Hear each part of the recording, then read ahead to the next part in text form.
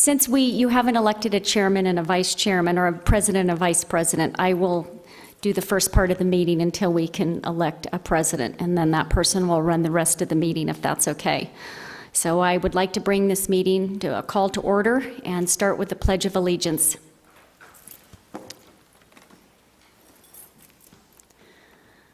I pledge allegiance to the flag of the United States of America and to the republic for which it stands, one nation, under God, indivisible, with liberty and justice for all.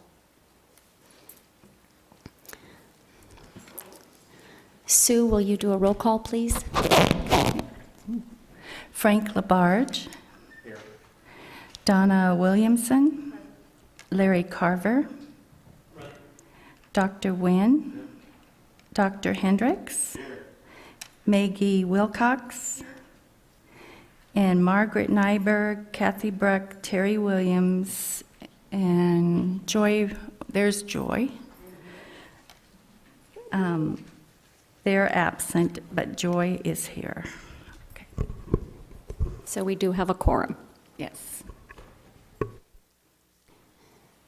Perhaps it would be helpful if we introduced everybody a little bit more than just your name, because we sent out a little very, like, one sentence biography of everybody so that you would have an idea who your fellow board members are. But it would probably be helpful if we introduced the health department and the management team, and then you guys introduced yourselves with maybe a 1 or 2 sentence description about why you're glad to be here at 5:30 in the middle of the week. I'm Patty Mead, and I'm the director of the health department, and I've been the director since 1999. And before that, I was the nursing manager and the assistant health director, so I've been with the county now almost 18 years, and I'll let the management team introduce themselves.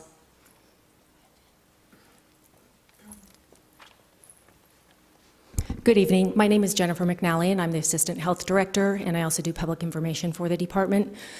I've been in this position since 1999 as well. Patty hired me. I was with personnel before that, and prior to that with Kingman Regional. I actually have been with the county almost 25 years now due to some previous employment with the county.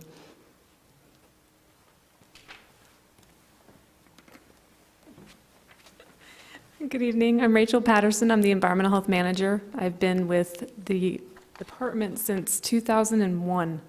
So I don't know, whatever that comes out to. And Patty hired me too.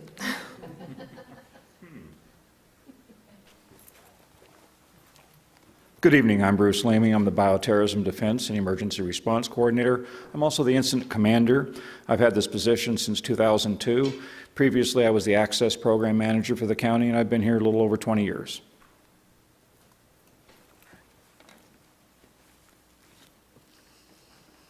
Good evening. I'm Deborah Conter. I am the manager of the Nutrition and Health Promotion Division, and I have been with the county in the health department since 1996. I have to think about when my grandson was born because it was the same year.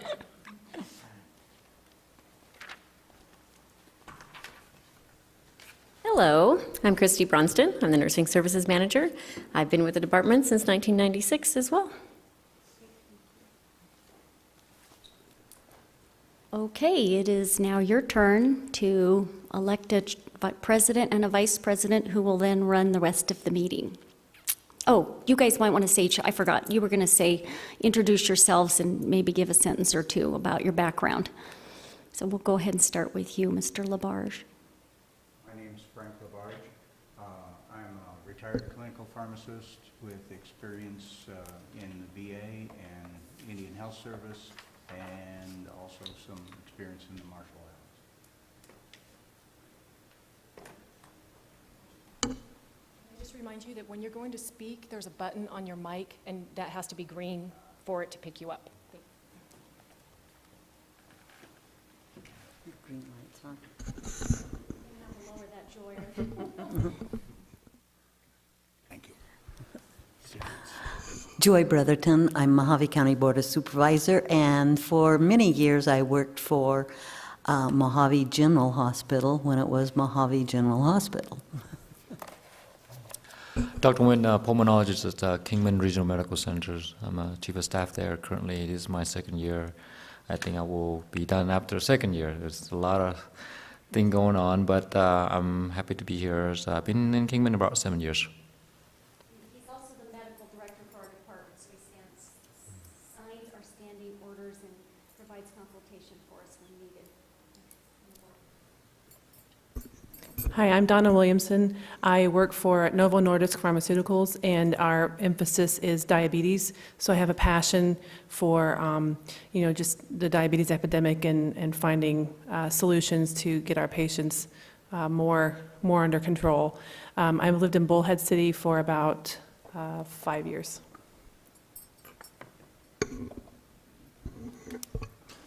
Larry Carver, retired Arizona Highway Patrolman, spent the last 14 years flying around on the helicopter before I retired.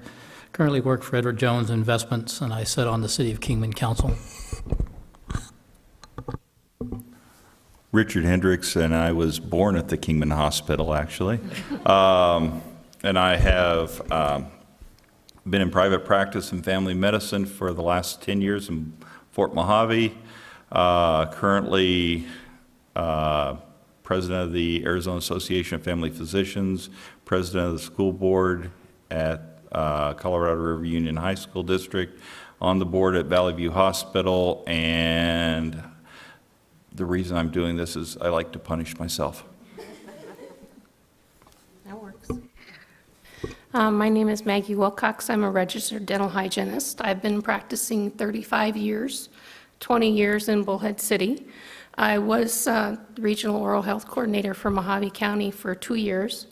I'm just really involved in oral health, still working with First Things First at this point.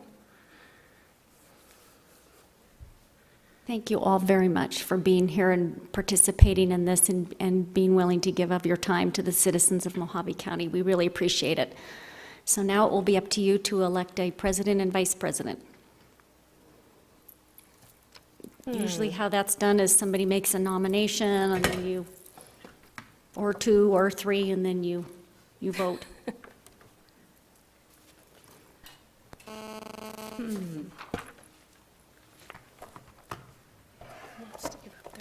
nominate Frank Labarge.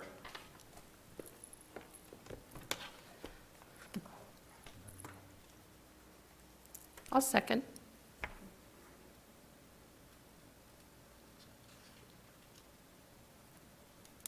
All those in favor? Aye. Mr. Labarge, I think you are now the president.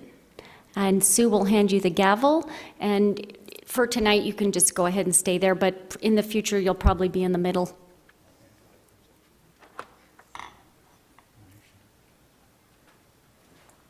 Set future, okay. Well, You still need to elect a vice president.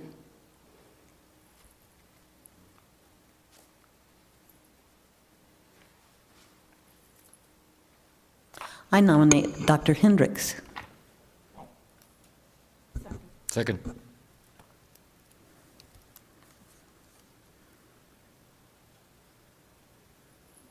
We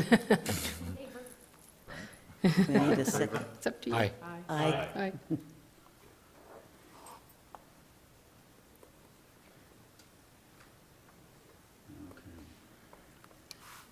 that being done. So we have a president and vice president, future meeting dates.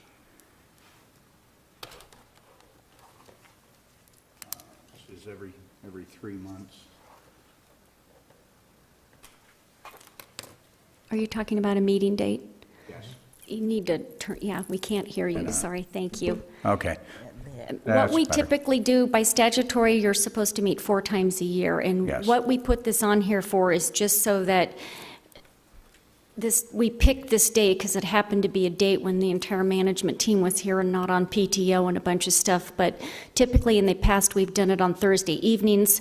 I mean, there's always the opportunity. I mean, other committees meet during the day. They could meet at lunch. I mean, we're here most of the time at work, and we don't mind staying for the evening meeting because that seems to have worked best in the past for schedules. But if you tell us when is best for most of you to meet, we need to have a quorum. but we can arrange, if we need to, our schedules around that.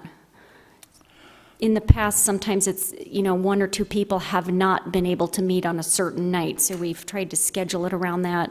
We did look at meeting at lunchtime, like I said, a few times, or in early morning, and that didn't seem to work very well for people, so we've pretty much kept it at nighttime, about 5:30.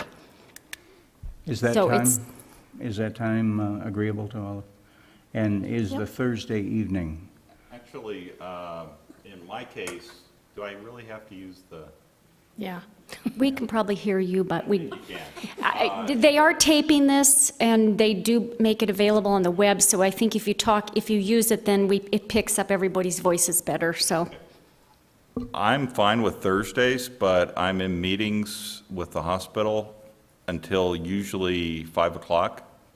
And some of this gentleman's proteges would more than likely frown upon my making it here by 5:30.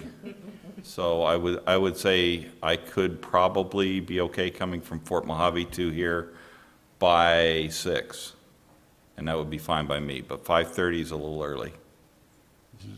Is that agreeable with the rest of the board? Wednesdays, after work, I'm okay, I could probably be here by 5:30, but Thursdays, not so much. Would Wednesday work for? Wednesday works for me. Okay. Then we'll make it for Wednesdays. We'll set every 3 months, it'll be Wednesday, it'll be We'll- at we'll- 5:30. We'll pick a date in October and Right. send that out right away. Okay. And then we'll actually also send out the dates for the next year in advance, so you have them well in advance. Occasionally, they have to be changed because they're far in advance, but for the most part, that works better for everybody when you can put it on your calendar ahead of time. Absolutely. Now, bylaws. We sent those out to you, and we just wanted to make sure that there was a few tweaks that we needed to change because we have gone from a 9-member board to an 11-member board, so we just wanted to make sure that everybody had seen those and that there was no questions or concerns about anything. I know this is all new to you, so you may find out later that you had a question, but for right now, if you're okay, we just wanted to bring that to your attention. Okay. Can I ask a question? Sure. Is this an action item right now or no? No, Informational. informational. Okay.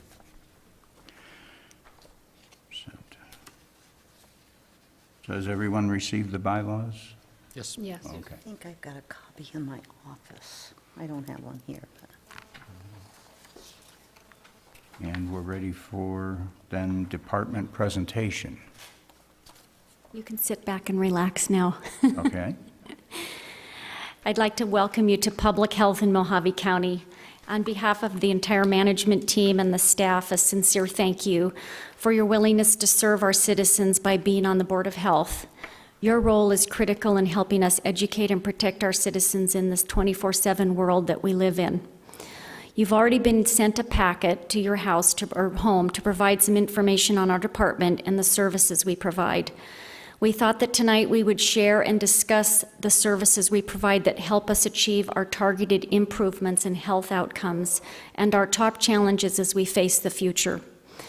Every day we provide services that help us achieve our vision for Mohave County, that of protecting people from disasters and disease outbreaks, immunizing our children, screening people for HIV and AIDS, providing service in rural areas, promoting healthy lifestyles to reduce chronic conditions, helping to keep our air, water, and neighborhoods clean, reducing tobacco use, providing cancer screening to women, and screening newborns for health problems. These are services that benefit us all, whether we are the direct recipients or not.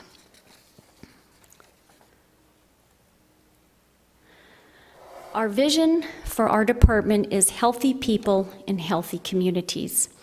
Public health is the practice of preventing disease and promoting good health within groups of people. Delivering resources to entire communities has more positive health impacts on people than interventions alone. So population-based programs address main causes of disease, disability, and health disparities for a wide range of people and can achieve increased value for our dollar. We call it a return on investment.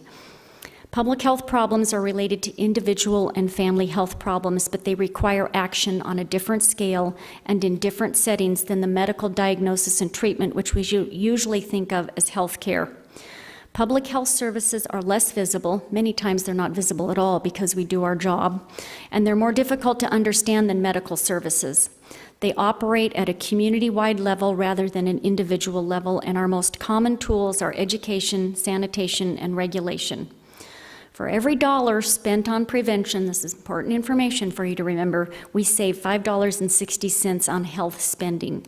And for every dollar spent on childhood vaccines, we save $416 in future health costs. What is public health?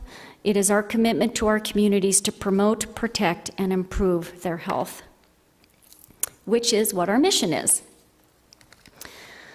And we do that every day with all the services that we provide. According to Dr. Tom Frieden, who is the director of the Centers for Disease Control, our public health priorities for the future need to be focused on three things. First of all, disease surveillance, which is a core public health function. In partnership with the CDC and our state health department, we provide 24/7 coverage to save lives and protect our citizens from disease. There are many kinds of viruses and bacteria that threaten our health and our lives, and it is our job to answer the call. In fact, there have been over 30 new contagions in the last 3 years, and scientists are worried that we'll see new ones every day. It is rare to think of first responders as latex-gloved officials quietly vaccinating the elderly and children against disease, or lab officials quietly monitoring the incident of West Nile virus in local bird populations. But that is what we are, first responders. Dr. Frieden also recommends that we focus on emergency response. We have been funded since shortly after 9/11 to prepare our departments and our staff to respond to emergencies of all kind, from natural and hazardous emergencies to infectious disease emergencies, pandemics, and natural disasters, as well as terrorist incidents. But as Bruce will tell you, our funding continues to go down for this, and what concerns us is the capacity to continue to do that. And last, but certainly not least, our focus should be on chronic disease and health promotion. Over 75% of our healthcare dollars go to treatment of chronic diseases such as obesity, heart disease, and diabetes. These persistent conditions, which are our nation's leading cause of death and disability, leave in their wake deaths that could have been prevented, lifelong disability, compromised quality of life, and increasing healthcare costs. There are 4 modifiable health risk factors that are responsible for much of this illness, suffering, and early death related to chronic disease: lack of physical activity, poor nutrition, tobacco use, and alcohol consumption, or excessive alcohol consumption. So as we spend the next 4 years together with you, you will hear us talk over and over about these kinds of things and how we hope that you will advocate for us and educate the public and your Board of Supervisors on what things public health is doing in the community. And with that, I'm going to turn it over to the management team. They're each going to talk to you about how they're targeting health outcomes and how some of their challenges will affect their areas in the next few years.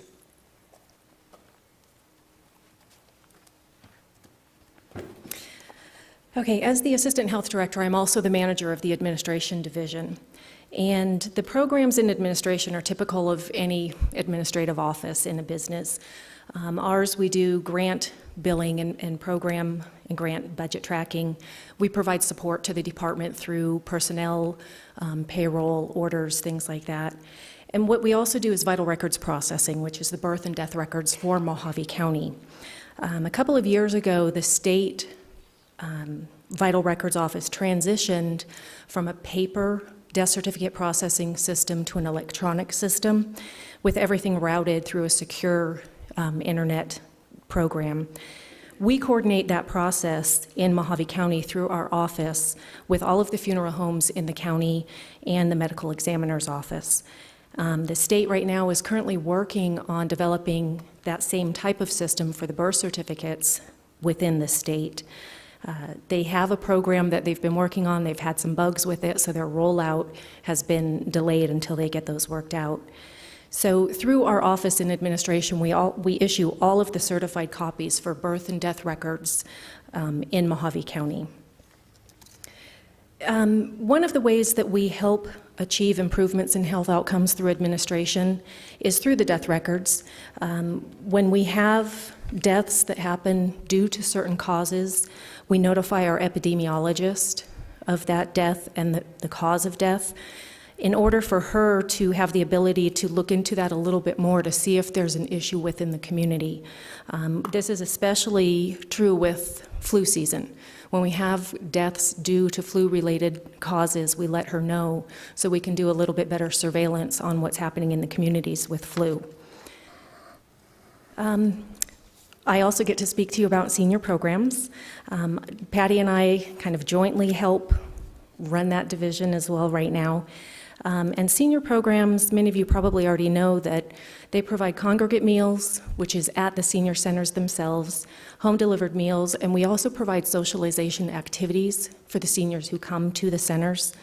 We operate senior centers in Kingman, Lake Havasu, and Golden Shores, and we also have service delivery areas in Chloride, Dolan Springs, Golden Valley, and Fort Mohave for homebound meals. The socialization activities that we provide are things like bingo for the seniors, bridge, card games. Lots of people there seem to like doing puzzles together and spend hours working on puzzles together. And we also have exercise classes that we provide to them. And we're working with our staff in chronic disease to provide some chronic disease programs for the seniors. The way that senior programs helps achieve improvements in health outcomes is by providing nutritious meals to the seniors and by providing socialization activities. So what that means is the goal of our meal program is to allow seniors to retain their independence as long as they can and to keep them in their homes versus going into a nursing home or a skilled nursing facility. There's a study that's been done for about 10 years now by an outside agency that says that in Arizona specifically, the cost associated with an assisted living facility for an individual to go into a private room is approximately $40,000 a year. For an individual to go into an actual nursing home, in a semi-private room, it's about $72,000 a year, and a private room is about $86,000 a year. So this doesn't, just to give you an example of providing meals to seniors at home, if a senior was authorized for 365 meals a year at the cost that WACOG has in our contract right now, that's about $2,400 a year that cost is in order to help keep them at home and give them at least one nutritious meal a day. The socialization activities, for some seniors, the socialization at the center is their support system, as they don't have family nearby. It also helps them feel engaged and have a purpose. Many of the seniors who come to our centers help out at the centers as well in order to have something to do. So they'll come early and they'll work at the reception desk. There'll be a greeter at the door. They'll sign people in. They'll accept the donations. A lot of them will help us in the kitchen with serving the meals to the other seniors and just various activities in the center. And like I said, it helps them feel engaged and continue to have a purpose. With senior programs, we have two challenges facing the program right now: a home-delivered meal waiting list and volunteers at the center. About 2 to 3 years ago, the budget for senior programs was cut by about $250,000. With that, we were required to make staffing reductions and obviously change the operations at the center. It's a pretty significant cut. Due to that, we have some capacity issues at the centers, and that necessitated WACOG to implement a waiting list in Kingman for home-delivered meals. The other two centers don't have a waiting list. In Golden Shores, there's not that many home-delivered meal clients, and in Lake Havasu, we're fortunate that their site council raises a lot of money and helps support our program. With volunteers, we couldn't run this program without the volunteers that we have. And all of our drivers and what's called shotguns, so the people who ride with them, who actually get in and out of the vehicles to go deliver the meals to the doors, they're all volunteers throughout the county. And much of our kitchen help is volunteers, and all of the fundraising that is done by the volunteers who are on the site council for the nonprofit organizations. Rachel, come up next.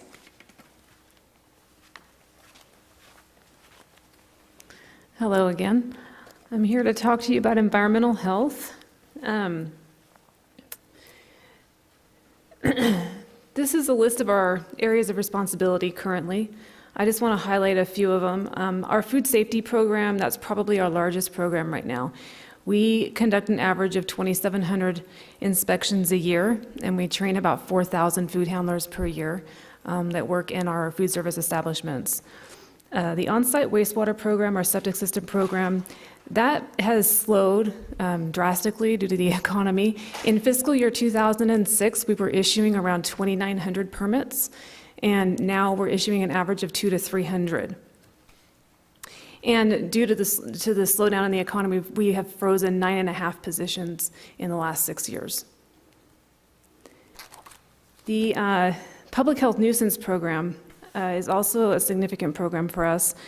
We receive an average of between 450 and 550 complaints per year from the public. Usually it's about accumulation of trash, backed up sewage, standing water, and we respond to those. We conduct about an average about 1,100 inspections for that program per year. About 5% of those cases go to court. All told, between all of these programs, we do an average of about 5,600 inspections, and we have about 2,800 permits that we keep track of. We have 3 supervisors, 10 field staff, and 4 permit technicians, and 7 of our staff are registered sanitarians in the state of Arizona. So the first way that we achieve improvements in health outcomes is by prevention of food and waterborne illness. This is accomplished in several ways by our staff, the first of which is the food safety program. We do routine inspections of food service establishments, and we do on-site education when we're there with the operators. We prefer to get compliance through education rather than enforcement, so we try to emphasize that when we're in the establishments. We also do the food handler training. Again, I spoke of that earlier. About 4,000 are trained per year, and that's in the classroom. So all of them are getting in-classroom training, and it's very interactive. And of course, we respond to complaints from the public on food service establishments, including foodborne illness complaints, and we are often involved in the foodborne illness investigations. We work very closely with the nursing division and with our epidemiologist on that. And we're also part of the outbreak response team for our department. Another way that we prevent waterborne illness is we do inspect public and semi-public swimming pools, making sure that those bathing places are not a source of transmission of recreational water illness. Our on-site wastewater program, of course, is important for making sure that there is no current or present and imminent public health threat when we see septic systems back up or sewage flowing down the street. So we respond to that. But it's also imperative for overseeing the design and the installation of the septic systems to make sure that they are designed and installed properly so that our future groundwater quality is not compromised. We approve well locations for the Arizona Department of Water Resources. We do not issue the actual drilling permits, but we do approve the location of the wells because we hold all of the records for where the septic systems are. So we need to make sure that the wells are being located at least 100 feet away from any septic system.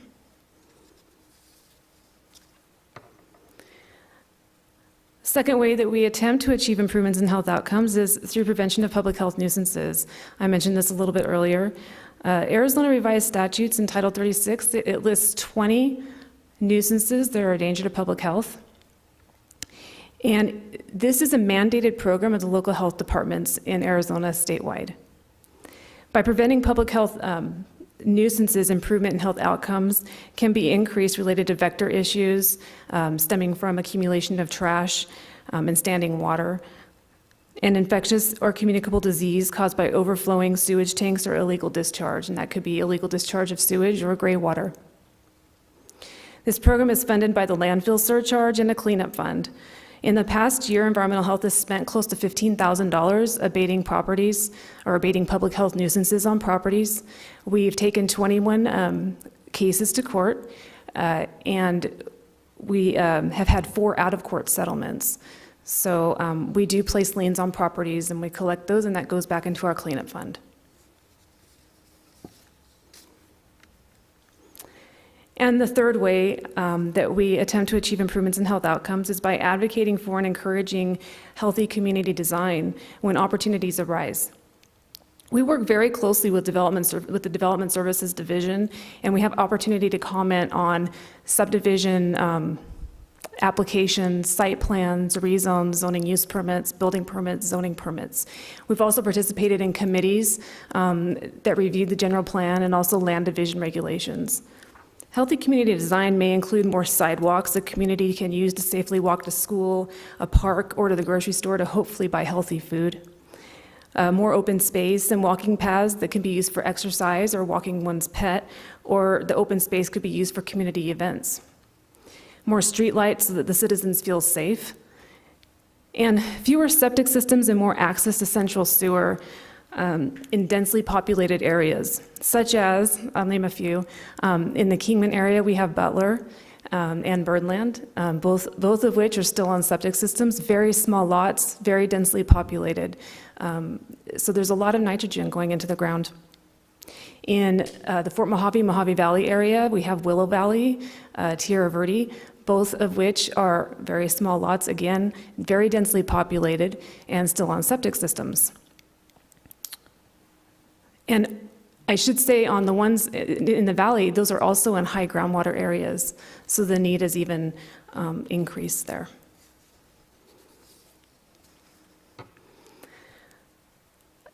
One challenge that we have is we have an outdated food code.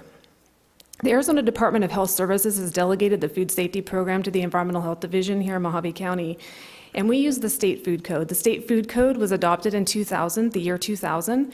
It was based on the 1999 FDA model food code, and it hasn't been updated since. The FDA food code has gone through several updates since then due to new science and discoveries.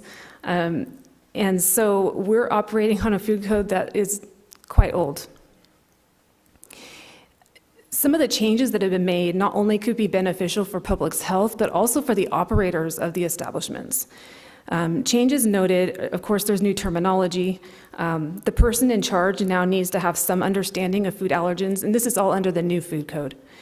Food allergens, which has become a larger issue in recent years. Norovirus has been added as a reportable disease by an employee to the person in charge. Right now, employees are not required to report to their employer that they might have had contact with or had norovirus.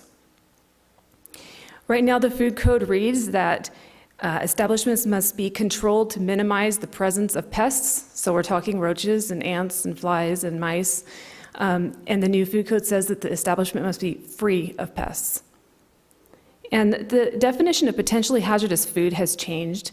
Potentially hazardous food meaning food that needs some kind of temperature control, and there's temperature and time control. In the past 10 years or so, we've seen quite a few recalls on tomatoes, leafy greens, leafy vegetables, cut and greens, and so they have added they've added this to the food code. So if a tomato is cut and not been treated for microorganisms in some way, it needs to be refrigerated, and the same with the cut leafy greens.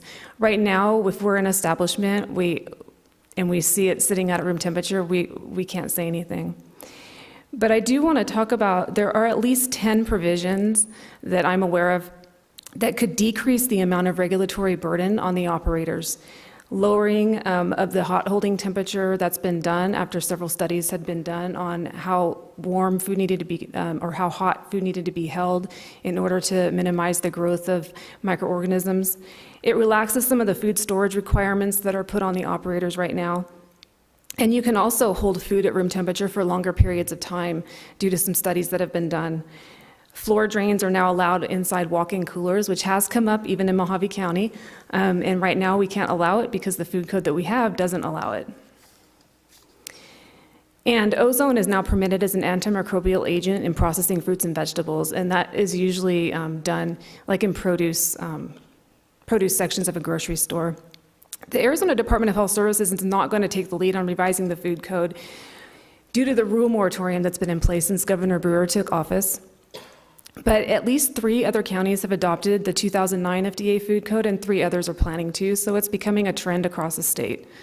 The only way for Mohave County to bring the food code up to date will be to adopt it on the local level, but we need to get industry support. And we have initiated some talks with some industry leaders here in Mohave County just to ascertain what their thoughts are on it and to see if that is something that they would support. I think next is Christy.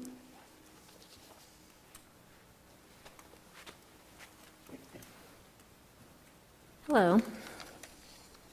Okay, I get to talk to you about public health nursing. Okay, as you can see on the slide, we have 13 public health programs.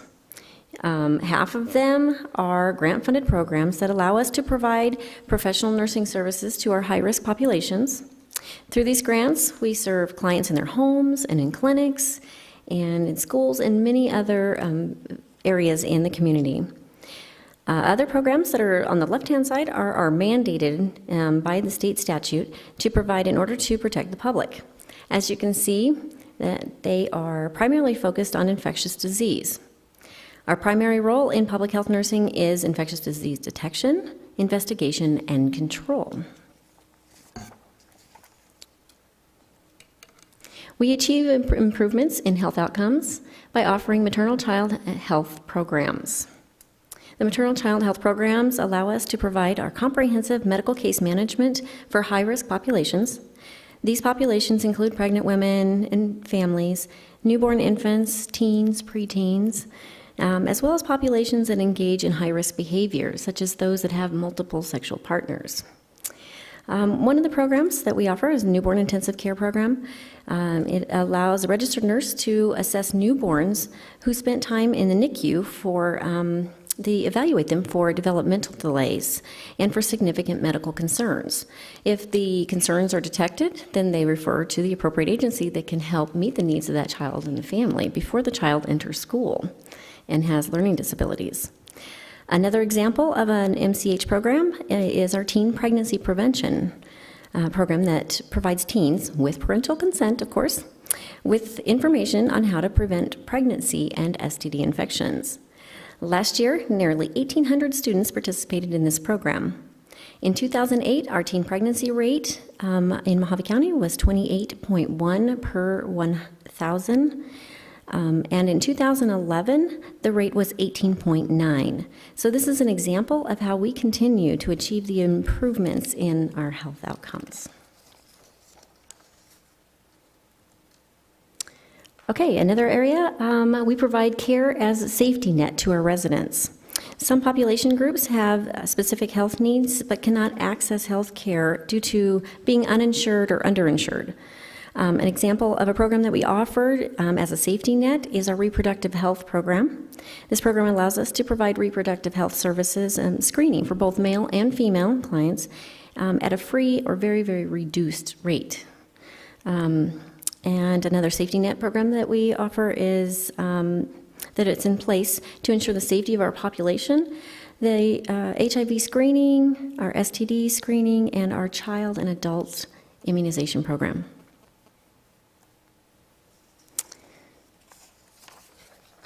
Okay, and we achieve improvements in health outcomes by offering infectious disease control. We provide infectious disease control investigation, and we respond to adverse events or threats throughout the county.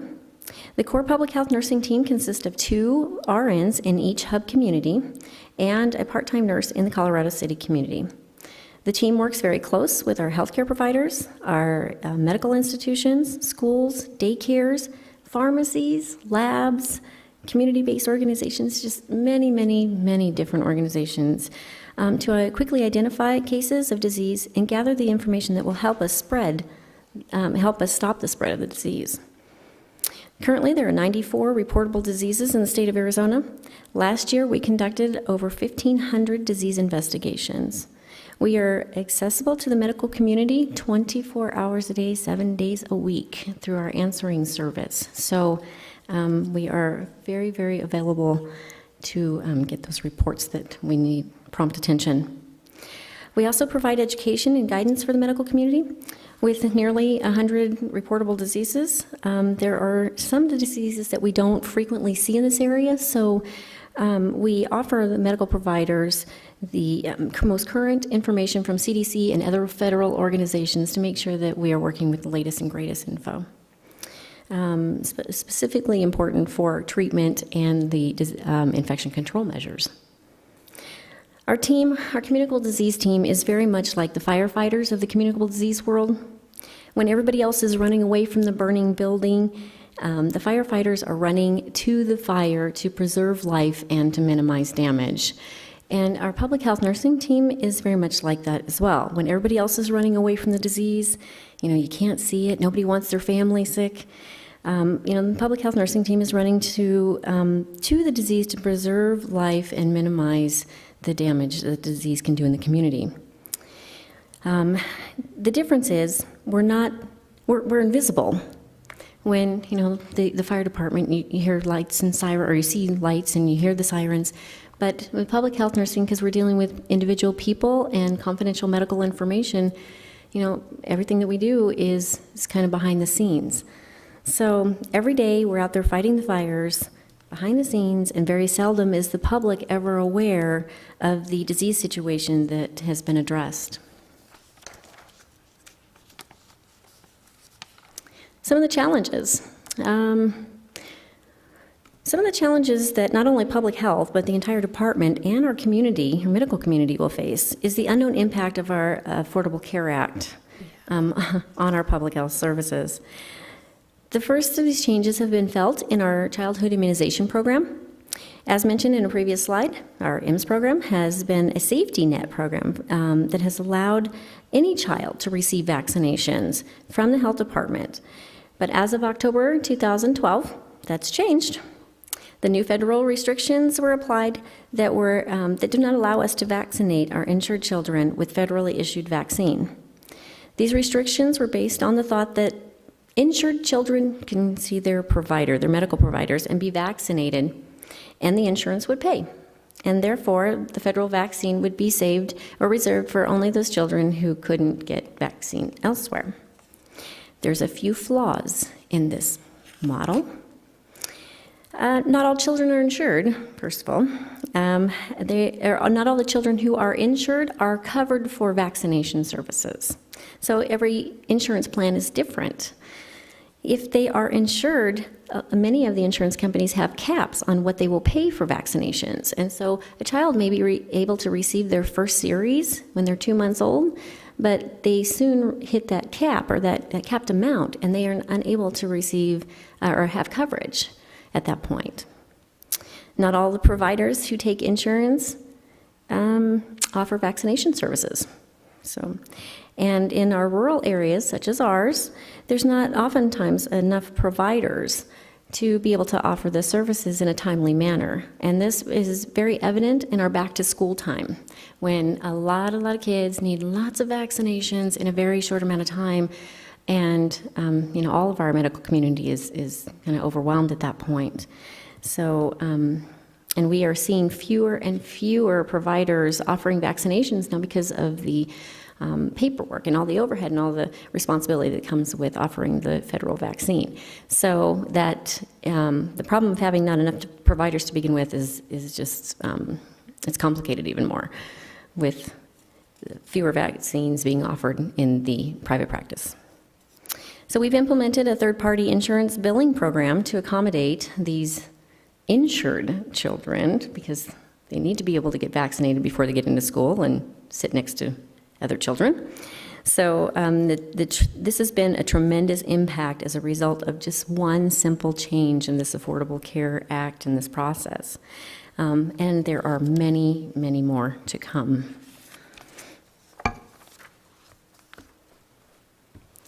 Okay, another challenge, our qualified public health workforce. Nursing practice is very different in a local public health department. The environment that the nurses are working in is very different than a hospital setting. A public health nurse in a rural area such as ours must have exceptional critical thinking skills and be very comfortable working independently. The minimum education requirement for a public health nurse is a bachelor's degree. At this level of education, the nurses are exposed to population and community health, and they are trained to function independently using the nursing process and using the public health nursing standards of care. In the rural areas, it's very difficult to attract public health nurses, and rarely do we ever find nurses that have the bachelor's prepared. The majority of our professional staff have associate degrees and are strongly, strongly encouraged to further their education, but they're coming in and we're doing much training when they get here. New legislative changes, such as ACA, result in change the way that we have traditionally done business. So we need to provide these professionals with an ongoing, continuing education, which takes them away from their essential duties, such as disease control. Our increased populations, emerging diseases, new legislative changes have increased demands on this workforce. So the challenges is to be creative in attracting the level of professional that is needed and to ensure that we have enough core public health nurses to respond to the diseases and other health threats in a timely manner in order to keep our communities safe.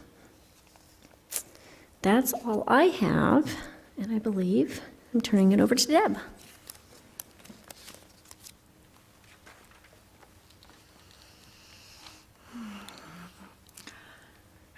I'm going to talk to you about the Nutrition and Health Promotion Division.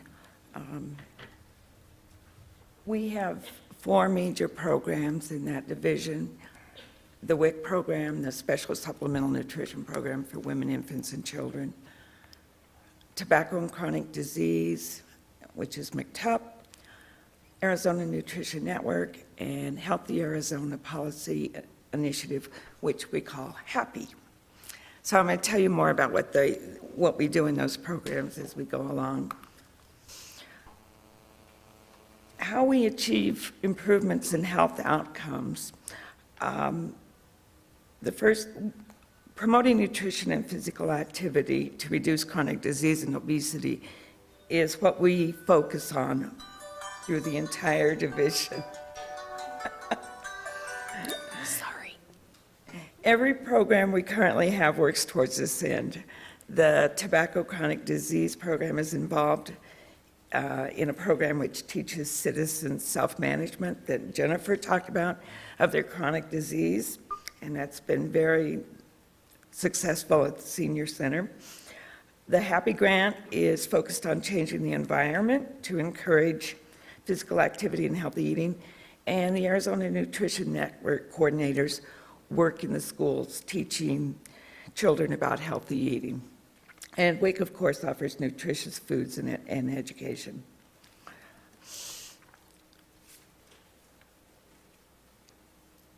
Reducing tobacco use and substance abuse. As you may know, and I think it's been mentioned before tonight, Mohave County has one of the highest rates of tobacco use in the country.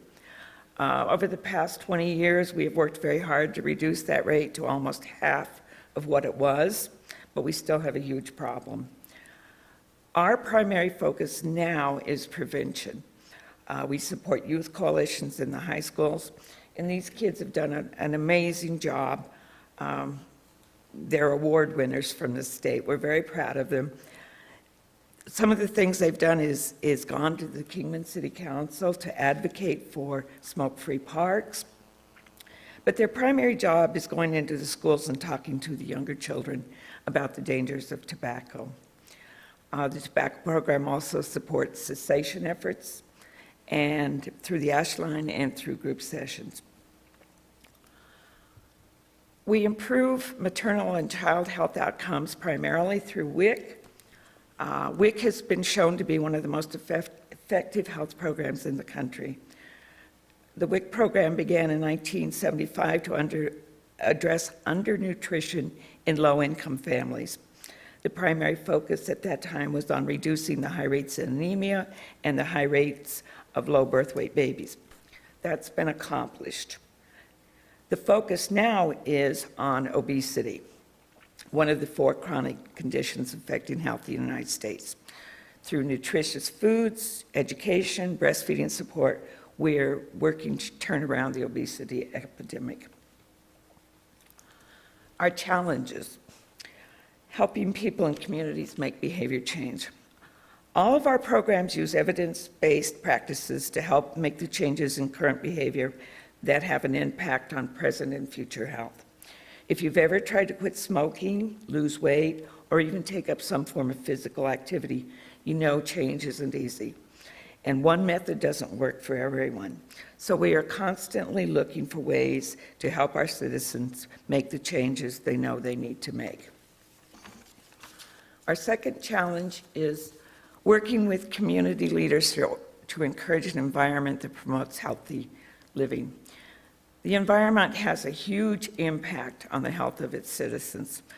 Parents must feel it's safe for their children to walk or ride their bikes to school before that occurs. So we need sidewalks and safe parks for children to play in. We need ways for adults to get at work to get physical activity and to be encouraged to take care of their health. We need vending machines at work and school that offer healthy alternatives to sodas and chips. All of these things require the community coming together and working on this problem. And it is often a challenge to get community leaders and employers to see that a healthy community is good for business and in the long run saves taxpayers a lot of money. And this is where our Happy Grant comes in. We're working with community leaders to make policy changes. Thank you.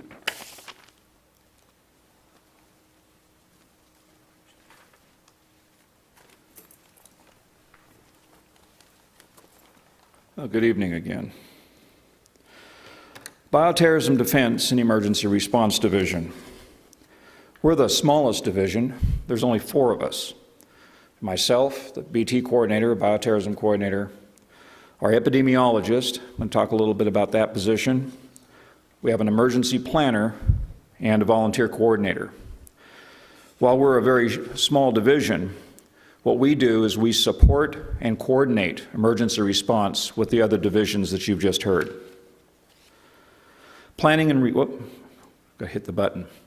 Planning and response, we operate on a 24-hour-a-day, 7-day-a-week division. I mean, if they need us, or any of us, in the middle of the night, when the phone rings at 3 a.m., we're there. We were established, the Bioterrorism Defense and Emergency Response Division was established following the 9/11 attacks because the U.S. government had intelligence from Iraq that Iraq was weaponizing smallpox. So for the next 2 years following the attacks of 9/11, we prepared to respond to a smallpox attack against our country. That was why we were here then. In the past 12 years, we've really evolved. We're now an all-hazards response and recovery. We deal with things, not only bioterrorism if it were to happen, but suspicious substances, West Nile virus, pandemic influenza, floods, fires, earthquakes, local disasters, diseases, and we always have a disease of the month. And we work with our other partners here, the other divisions. Our Medical Reserve Corps, the MRC, we couldn't do a lot of this without our 125 volunteers that we have. 25 of these very active volunteers, they work on a weekly basis. They work with our nursing division on back-to-school vaccine clinics.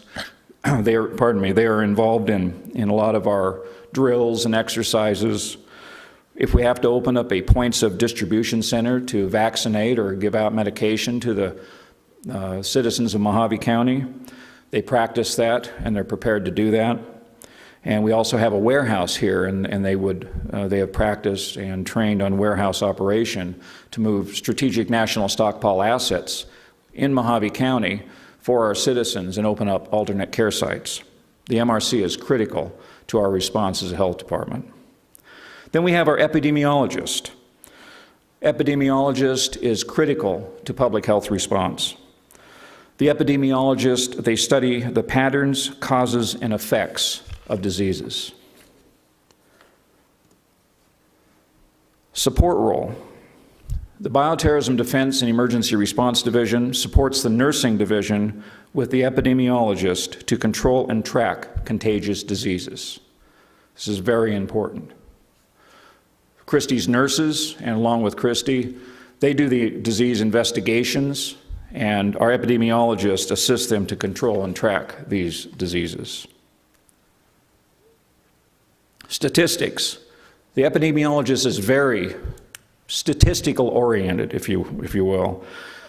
She gathers and analyzes statistical data for nursing and environmental health. This is the job of the epidemiologist. Planning and response.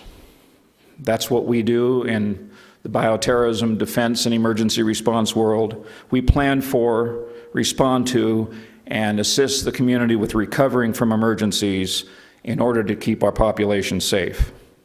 All our staff in our department, our 100 or so staff, are trained in some sort of role. And we have an incident command team, and they're also trained, FEMA trained, in different areas of incident command.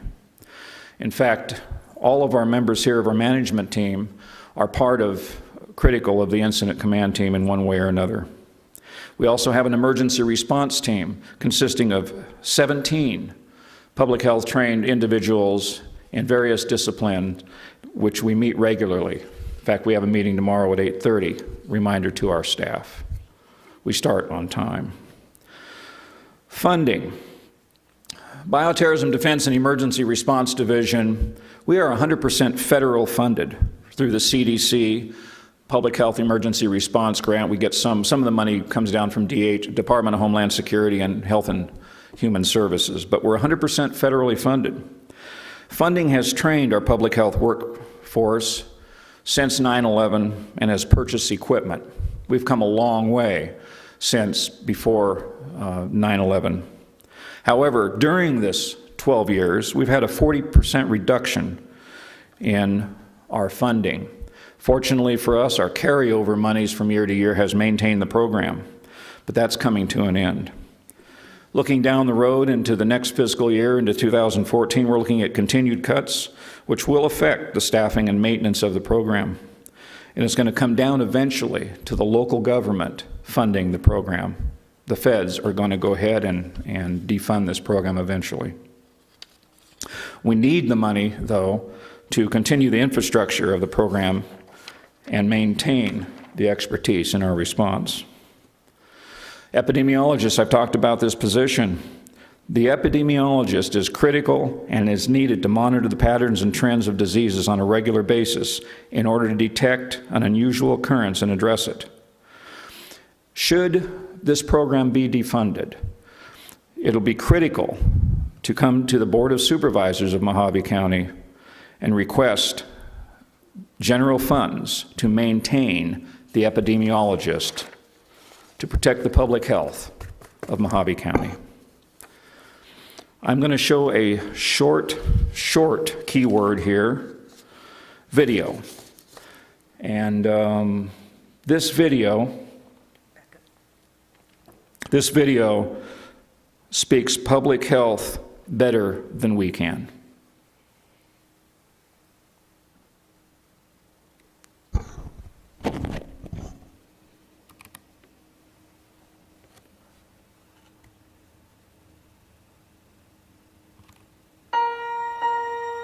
What's being called a superstorm tonight. Sandy is pounding Sandy is pounding the Bahamas this morning, and by next week it could bring hurricane-force winds to the northeastern U.S. If it hits at the maximum tide, then we are in bad trouble. The East Coast is being pummeled with the power of a record-breaking superstorm. Oh my God, it's washing everything away!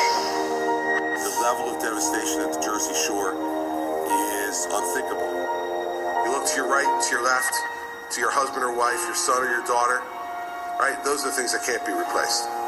And seeing half of that pier is gone, and then you see a roller coaster that just a few months earlier you were on that same pier with your kids and going on those rides. I mean, it's just, your heart just goes through the bottom.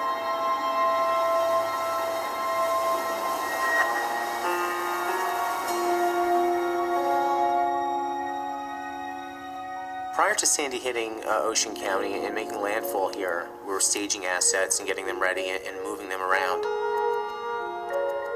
We knew this was going to end up being a shelter because we knew the numbers would be bigger than what they were expecting. I had traveled around to each of the county shelters that were being set up, just make communication and face-to-face contact, and really trying to get that going and getting that set up.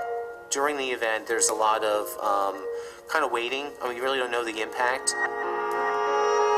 That night, I thought I was going to be dead. The house was completely engulfed in water. And I said to my wife right at that moment, we have to leave, and we have to leave right now.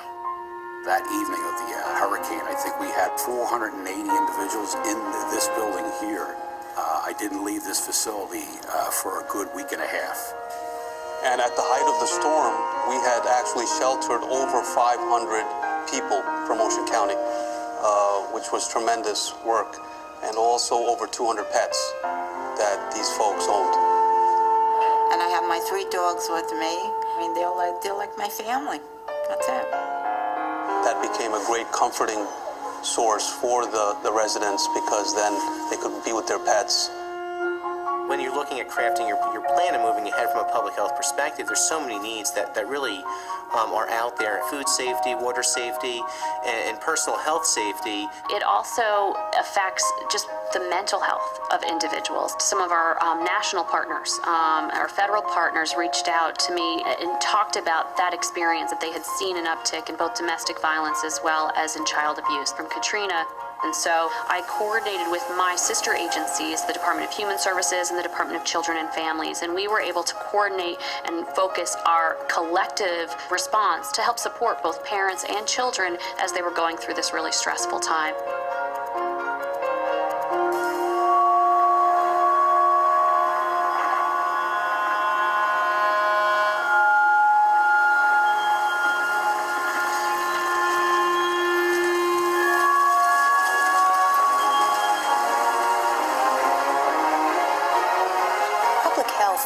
It's more than managing a response plan on paper. It's about understanding a community and serving people's basic human needs. When faced with the worst, we learn just how ready we are. The Robert Wood Johnson Foundation community is inspired by our colleagues in public health. There are many like them all around the country doing this important work every single day, and we're proud to stand with them in improving the health of all Americans.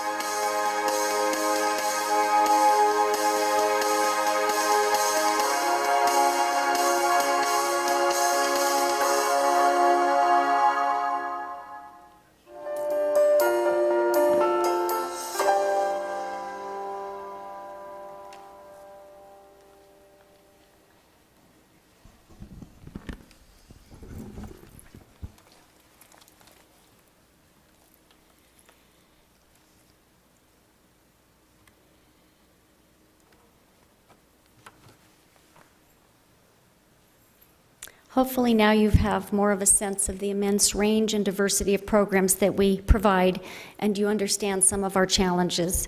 Public health is indeed at a crossroads of sorts as we try and navigate our role within the Affordable Care Act, and we do have a unique role, that of population health and making sure that our communities as a whole are protected and safe and healthy. We hope that you will become our advocates as the Board of Health within your communities, and that you will share the information that you learn here and help educate our citizens. After all, supporting evidence-based programs will result in healthier communities and reduce the cost of treating disease. The value of good public health is quite literally all around us. It's in the air we breathe, the water we drink, the food we eat, and the places where we all live, learn, work, and play. It's in the thousands of people whose lives have been saved by seatbelts, the young people who say no to tobacco use, and the children given a healthy start thanks to vaccines. It's no stretch to say that we are all living examples of the public health return on investment. Questions, comments, thoughts?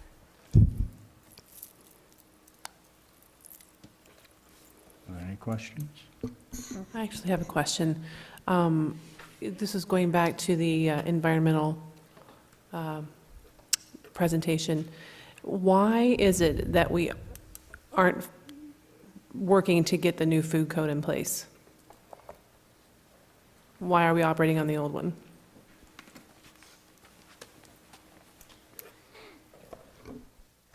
I think the best answer for that is, for many years, we've tried to get ADHS involved in adopting the newer food code, and they would say, well, we'll look at it, and then nothing would ever come of it. So what's happened in the last couple of years is that counties have pretty much taken matters into their own hands, and they've adopted the FDA food code either by reference or they've adopted a specific version of the FDA food code. There are 3 counties that have adopted the 2009 FDA food code, and there are 3 others that are either going to adopt the food code by reference, which means that whichever food code would be in place at the time, that would be the one that they would use.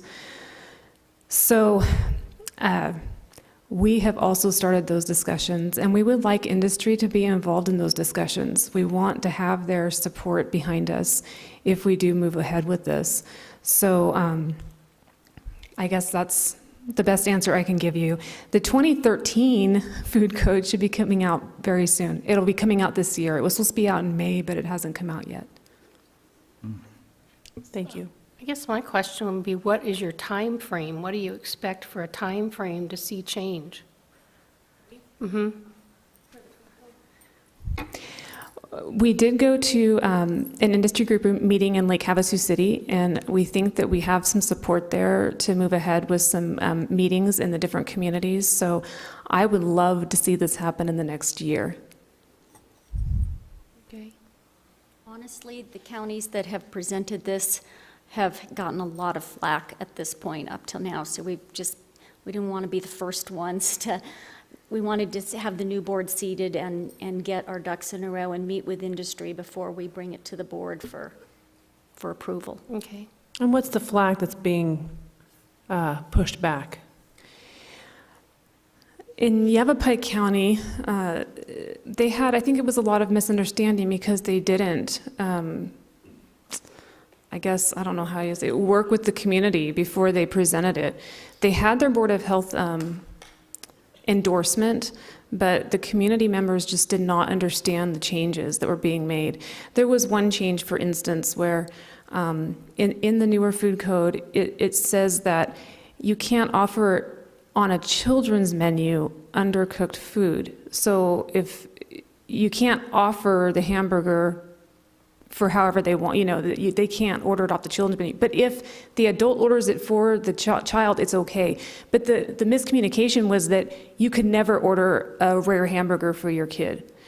So there were a lot of people who felt like it's too restrictive. We should be able to order whatever we want for our children. They can. They just can't advertise it on the menu. So it was more of a regulation for the industry. Mm-hmm. But they could order that hamburger if they wanted to, medium rare, or however they wanted for their children. It's just they couldn't put it on the menu that it could be ordered that way. So I think there was some miscommunications on some of the new regulations. And is there a pushback from the industry? Not so far. So far, the group that we met with, it was a group of food establishment owners in Lake Havasu City, and they basically just said, what can we do to help? So good. We're hoping that, if we can get some more support, that would help our cause. Well, as far as. I would think the public, as consumers of this, this food, would want to be operating under updated guidelines. I mean, I know I would. So I don't, Yeah. it's fascinating, actually. Yes.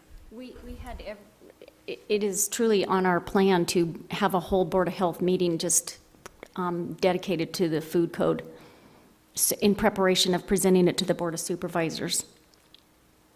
So that will be coming probably first of next year. I have a quick question. With all these programs and you see a lot of cutback funding, how are you guys doing? Because the last time I was here at the meeting, it was before the Affordable Care Act. And then now with all the changes, what do you guys anticipate in terms of your budget funding?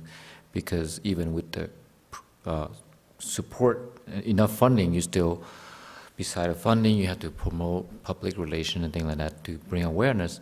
So it's multiple directions, but first is funding. How do you, right now in your budget, is that a problem? Right now, we're okay. The Board of Supervisors did not give us any cuts this year, so we're managing to continue our programs as is. But what concerns you when you look at overall budgetary things is what could be accomplished if you had the right number of staff. And then let me just give you an example at that. You know, I think we've had the same 6 public health nurses for the last almost 20 years. So at that point, they were dealing with a population of what, 50,000, and now we have over 200,000. So we do get backed up. And there are some times when we have disease outbreaks, we really have to struggle. Everything else gets put to a stop, and we deal with that. And that happens a lot in Christie's area especially, and in Bruce's area. Something happens and all the regular work stops while they focus on that. So for the most part, we're okay right now, but it's of great concern to public health professionals nationwide of what's going to happen with the Affordable Care Act, because they are centering a large part of it on prevention, but they haven't delegated any money to public health like they said in the beginning. And so at this point, we haven't seen anything, any funding, and it's concerning to public health professionals because we're probably going to have to step up to the table and do a lot of things, but we're not sure how we're going to get paid to do it. And so we're actually looking at trying to figure out how to bill for some of the services that we have been traditionally provided for free, because local government doesn't have any more money than the federal government at this point, and we all know we need these services, but public health are experts in prevention. Who better to help our local providers and our hospitals in teaching patients how to manage their chronic disease and deal with their diabetes and try to figure out what to do about high blood pressure, those kinds of things. We are the experts in that. It's just trying to navigate through all this and figure out how do we perhaps change from some of the things we have done and start to focus more on that. And that's why some of these newer grants, like the one Deb has on policy, that's a brand new grant. And the focus of that is to look at helping the environment make it easier for us to make healthy choices. But of course, you see what happens when the government gets involved in that, for example, in New York City. I mean, I don't know, most people were not in favor of them being allowed to stop the sale of soda, large amounts of soda, even though we all understand the concept that that's helping the obesity problem. It's still that most Americans are not comfortable with government regulating that. So that's kind of the tricky area we're in right now, is a lot of promoting policy of big things that help to make people healthy, but citizens saying we don't want more government involvement. So there's a lot of, I've been to a lot of meetings lately with health professionals from all over the country, and there's really, truly a lot of a confusion and concern about the role of public health and other agencies in what's going to happen in the next 3 or 4 years. And nobody can give you a very good answer. Even the CDC and Secretary Sebelius's deputy director didn't have a very good answer either. So we'll see. we're navigating the waters as best we can. Thank you. I don't know if that answered your question, but right now we're okay. But things can change. Any other questions? I'd like to thank you all for your informative presentation. You've given us a lot to consider at this point, and we'd also like to thank you for your dedication and your ongoing efforts. Thank you. Thank you. I want, just while you say that, I have to take every opportunity I can to recognize the tremendous team that I have here. Most of us have worked for a long time together. In fact, I pretty much hired all of them. They've been here, and I can't say enough about the tremendous teamwork and the incredible work they do every day with very little recognition. So I just want to take that opportunity to make sure, once again, that they know how much I appreciate what they do every day. Thank you. Thank you.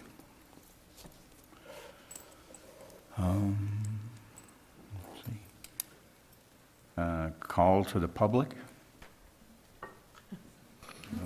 Not seeing any. Not seeing any public. I'd entertain a motion to adjourn. So moved. I second. I don't need to say this as part of the meeting. I will just tell you that we moved the meetings in here because a couple of years, or actually about a year ago, we did have some interest from the public on chemtrails and some other things, but for the most part, we rarely have members of the public come to these meetings. And that is a little discouraging because, unfortunately, what that says to us is very little people care about what happens to the public's health. So I just don't want you to anticipate that this will ever be very crowded or that you'll have very many people responding to your call to the public, that this is typical of what happens. Although this is going to be on the county's website from now on, so you will be able, you can tell people in the community they can watch what happened here on the website. Very good. Thank you. Thank you. My question is, All in favor? Aye. like when we go over this health, this Okay, meeting's food adjourned. issue, are people going to be notified? Thank you. I would think there would be, but I've never seen them.